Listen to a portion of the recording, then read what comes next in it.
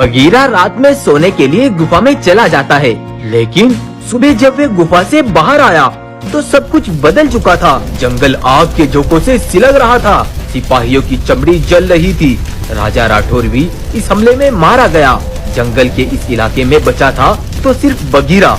Bagheera जानवरों की बस्ती में पहुंचा तो सब डर के मारे वहां से भागे हुए थे, लेकिन उनकी बस्ती बिल्कुल सही सलामत थी। बगीरा ने देखा सब कश्तियों में बैठकर जंगल के दूसरे किनारे की ओर जा रहे थे। बगीरा भी उनके पास गया। मुझे एक बात समझ नहीं आई, राजा राठौर और सब सिपाही मारे गए, सब तहस नहस हो गया, लेकिन जब मैं उठा तो मेरी गुफा और मैं बिल्कुल सही सलामत थे। जरूर इसके पीछे कोई बहुत बड़ा कारण है। वो जो भी है उसने जानबूझकर मुझे जिंदा छोड़ा है। बगीरा भाई, अभी ये जानना जरूरी नहीं है कि उसने तुम्हें क्यों छोड़ा।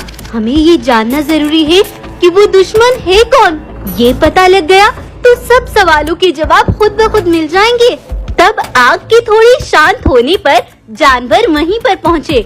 उन्होंने राजा राठौर पर लगे हुए तीर को निकाल लिया और एक तीर अंदाज के पास पहुँच गए। क्या आप बता सकते हैं कि ये तीर किस जंगल का है? हाँ, क्यों नहीं। ये तो साफ साफ दिखता है कि ये तीर रामगढ़ जंगल का है। तब मादा घोड़ा और भालू दोनों उन तीरों को लेकर रामगढ़ ही पहुंच गए। रामगढ़ एक साधारण और शांतिपूर्ण जंगल था। यहाँ सब अपने अपने कामों में लगे हुए थे। तब मादा घोड़ा और भालू यहाँ के जिम्मेदार गोरिल्ला और भैंस के पास आते हैं। आज सुबह हमारे जंगल में बहुत बड़ा हमला हुआ।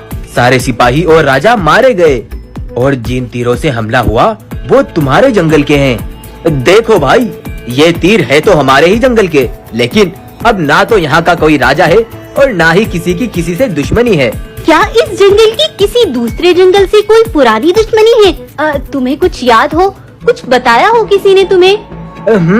दुश्मनी तो नहीं, यहाँ के राजा के साथ एक बहुत बड़ा हादसा हुआ था। देखो भाई, हमें सब कुछ विस्तार से बताओ। क्या हुआ था और कैसे हुआ था?